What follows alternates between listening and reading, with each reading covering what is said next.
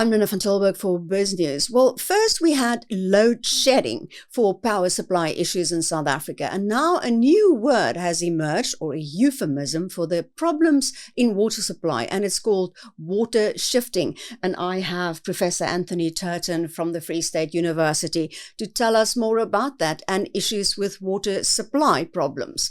Hi, Professor Turton. I know you can't hear me so well, but as long as we can hear you. So what is water shifting?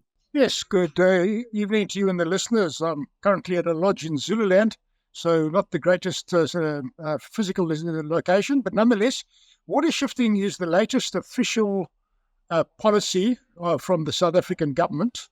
It mirrors load shedding, but the difference is that load shedding is about controlling electrons flowing over wires, and water shedding is about controlling molecules flowing through pipes.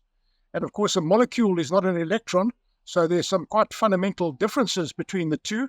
And we're going to be learning more about those differences in the very near future, because in effect, the policy of water shifting is an admission that the water supply system in South Africa has failed, at least in parts where water shifting is now becoming the official policy. So it's not a question of is it going to fail? It has failed, and this is now the way to prevent total collapse of the system.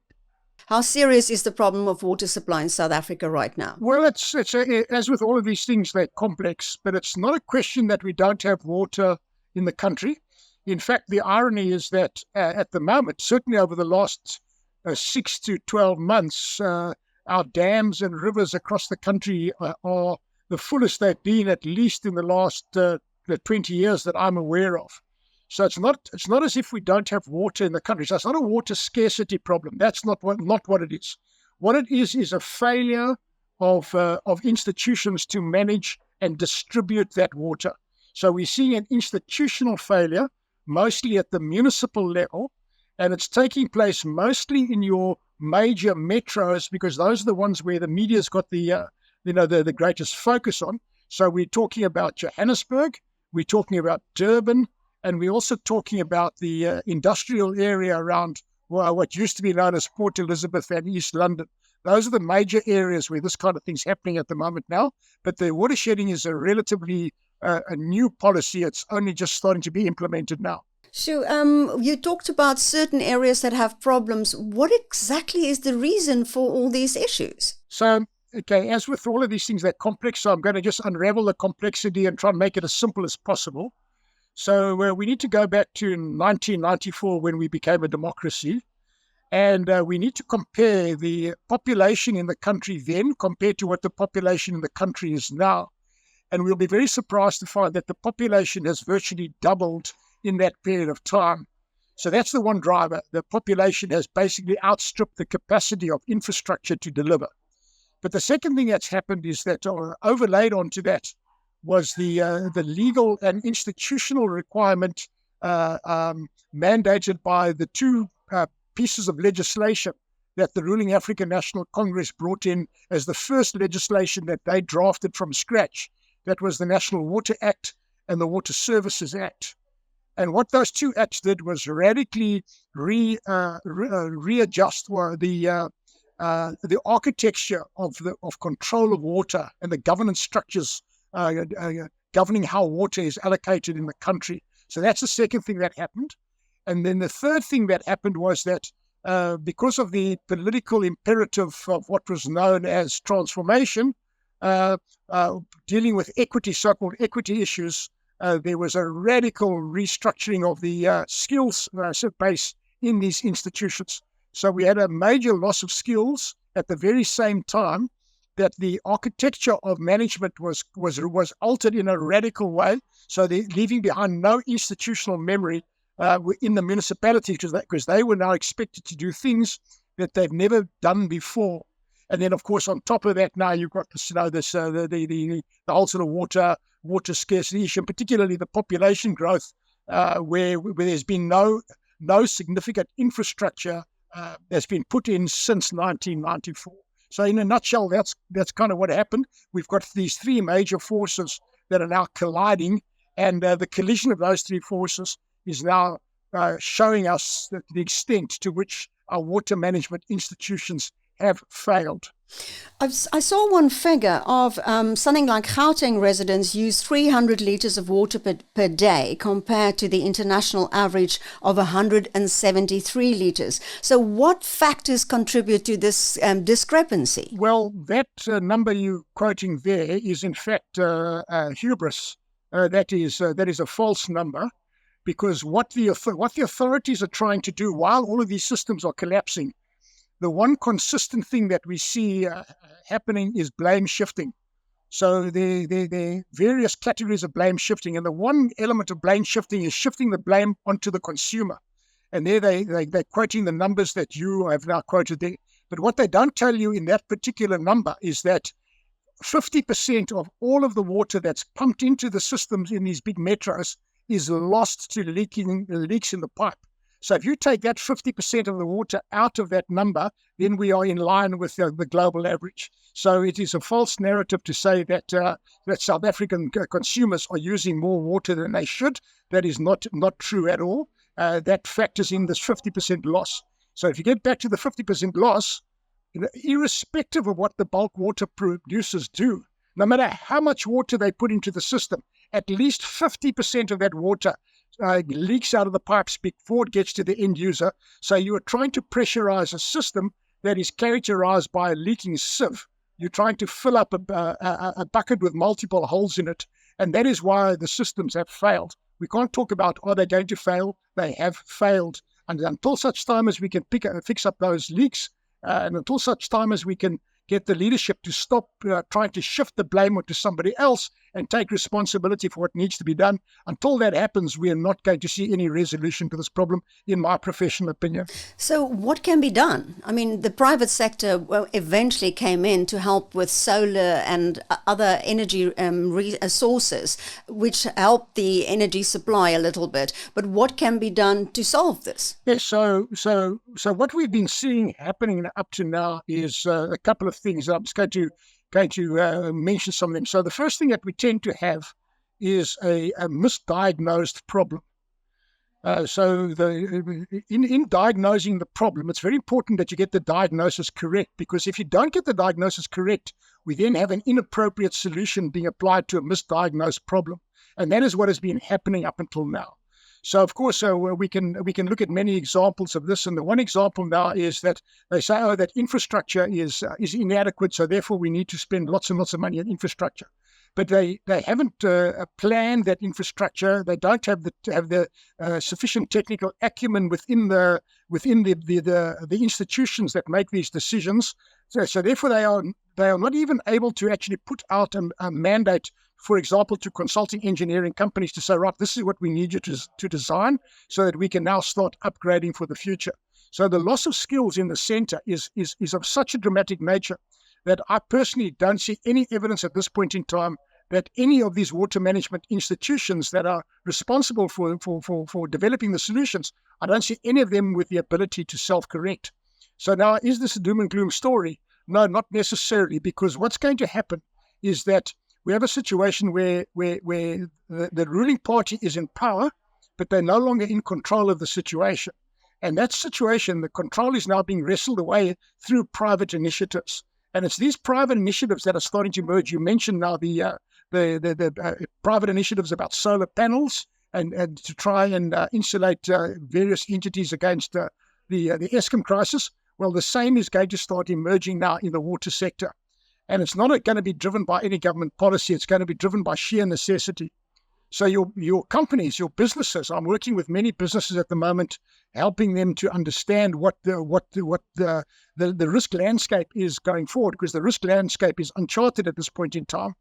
And what you're going to start seeing now is companies going to make a decision. The decision is either the cost of mitigating the risk of water failure is too high, and they're going to make a decision to disinvest and move on. That's the one kind of decision that's going to be made. And the other decision that's going to be made is companies going to say, right, what do we need to do in order to make ourselves resilient? And what is the cost of that going to be? So is the cost of doing something to make us resilient, is that going to kill the bottom line of the company? Or is that going to ultimately help us to buy out the other companies that are no longer able to function under this changed risk landscape? So I predict from a business perspective, we're going to go into a period of time of instability, and in particular where some companies that can do something about it are going to do something about it, and those that can't do anything about it are then going to make a decision to either disinvest or they're going to sell their interest to those that can. So I predict from a commercial perspective, we're going to see quite a fundamental change in the risk landscape going forward, and we're also going to see a fundamental change in the ownership structure of corporations in South Africa. That's my professional prognosis at this point in time. But to get, say, solar energy is a bit more difficult. Can't you just drill a borehole? Well, that's what many people say, and that's what many companies have been doing. And then lo and behold, surprise, surprise, they find that the geology in South Africa is generally not conducive to good groundwater. And good groundwater, if you take, for example, the city of Johannesburg, well, it happens to be built on top of gold-bearing reef. And that gold-bearing reef has been contaminated by 120 years of mining. It's got uranium in the water. It's got it's highly acidic water. So where you're going to find water, it's going to be highly contaminated. So part of the work that I'm doing in the commercial sector now is helping clients understand that they must not engage in a knee-jerk reaction of just trying to drill a borehole, because wherever you drill a borehole, you've then also got to now make a decision about what treatment you need to make that water fit for purpose. And then the question I ask the commercial clients is, are you in the business of managing water, or are you in the business of producing widgets? And that's a very important decision, because you can, in fact, solve these problems without necessarily finding alternative supplies of water. And what it comes down to ultimately, South Africa is going to now be faced with a very difficult choice. And that choice is they're going to have to start recycling, recapturing, retreating water. They're going to have to use water. A given unit of water is going to have to be used more than once. And if you do the mathematics of this thing, you'll, and I haven't got time to go into all the numbers now, but just basically at very high level numbers, if we use every unit of water that we have in South Africa, another 0.6 of a time, in other words, we've got to use all the water just a little bit more than half again. We've got to recycle that water. Then we're going to have enough water by 2035 to create full employment and to still have a thriving and investable economy. So I'm predicting that the business of recovering, capturing, recycling water from waste is going to become a significant business opportunity in the near future. And of course, the other business opportunity for every single city along the coast, from Richards Bay to Durban to East London, Port Elizabeth, Cape Town, every one of those cities is now fundamentally water constrained. And I can see no future for any of the businesses in that area other than to go to invest into a utility scale desalination works. And I've just come back from a business trip into Australia, and I've learned a lot about the Australian business model, where they've gone just that route, where they've got multiple desalination plants in all of their cities there on the coast, and the benefits that accrue to that from an investor confidence perspective are absolutely massive. So what I'm seeing going forward is the likelihood that you're going to start seeing public-private partnerships emerging. And those public-private partnerships are going to probably have the state as a shareholder, but not as the majority shareholder. And you're going to see private capital coming into these spaces. And then you're going to see the negotiation of offtake agreements where these water producers are going to become sort of independent water producers, much like you're getting in the energy sector now, when you get independent service providers. And they're going to start selling their energy into the grid. And the same will happen with water, where these public-private partnerships, these independent producers, are going to now be servicing the contracts into municipalities that are unable to cope. And the important thing is there's no shortage of capital, there's no shortage of technology, and if you look at the ocean, there's no shortage of water either. It's a question ultimately of bringing water, the capital and the technology together into these independent service providers, and raising the private capital for to service the long-term contracts. So this is what I see is likely to happen in the next couple of years, and we're starting to see it start in early stages crystallizing out. Where are you seeing this crystallizing already? Well, there's been some tentative people dipping their toe in the water, for example, about desalination. And what's very interesting is that in Durban, there's been some really pioneering work. The Durban water treatment people have always been ahead of the curve. So, for example, the very first water treatment plant in South Africa that recovered water from sewage was in Durban, the Durban South Wastewater Treatment Works. And instead of discharging their effluent out to sea, they cut a deal with Sapref, the oil refinery, and they cut a deal with a large paper and pulp mill. And they sell the recovered water from waste, they sell as industrial process water to those two plants. And that's been running now for a number of years. In fact, I was there when Ronnie Kestrel's opened it. So that was originally started under Kader Asmal. So in the early days of the ANC majority rule, that decision was made. And in that very same area, now also in Durban, there's been an interesting experiment ongoing now, where they've taken effluent from the sewage treatment plant, and they've mixed that with incoming seawater to make the seawater less saline. And what that does is it alters what is known as the osmotic gradient of the water, and you then start doing the mathematics of seawater recovery through reverse osmosis, and you'll see that one of your biggest OPEX costs over the life of a plant, let's say a 30-year life of a plant, one of your biggest OPEX costs is the cost of energy to force the water across the membrane. And if you happen to change the osmotic gradient, then your OPEX cost changes in a dramatic way. So we're starting to see that the cost of this, what's known as a remix model, where you blend in wastewater recovered from sewage, you blend that in the seawater, and your OPEX cost now comes in the order of about 8 to 12 rand per kiloliter. And that, of course, is now on a par with the international standards, because the international benchmark for seawater desalination at the moment is 35 US cents per kiloliter, per cubic meter of water. And you can do the math on what that is for rands. So at the moment, the bulk water providers, the Umgeni waters, the Rand waters, they buying water in bulk from the state at between 8 and 12 rand a kiloliter. So already those cost lines are starting to converge. So this, I think, is very much the light at the end of the tunnel. And I think this is, without any question of doubt, this is the way forward. And if you look at the size of the market that I'm talking about, we need to produce 25 billion cubic meters of water by 2035 of this type of nature, what's called new water, 25 billion cubic meters of water. And just to give you a comparison of just to compare that to something else, all of the water we have available in all of the dams in South Africa is 38 billion cubic meters. So we need to basically generate 2/3 of the total current storage capacity of all dams in South Africa.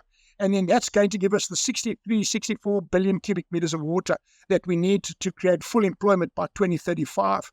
So the numbers are there. The market is there. There's a lot of stuff still to be finalized. A lot of details still to be worked out. But all of the numbers are stacking up, and the technologies that we have available are all capable of doing what I'm talking about now. So what does this mean for households, and how can they mitigate these issues? How can they, what can they do? Should they all drill boreholes as well? Well, drill boreholes is it's not a viable option, because firstly, borehole yield in South Africa is generally quite low.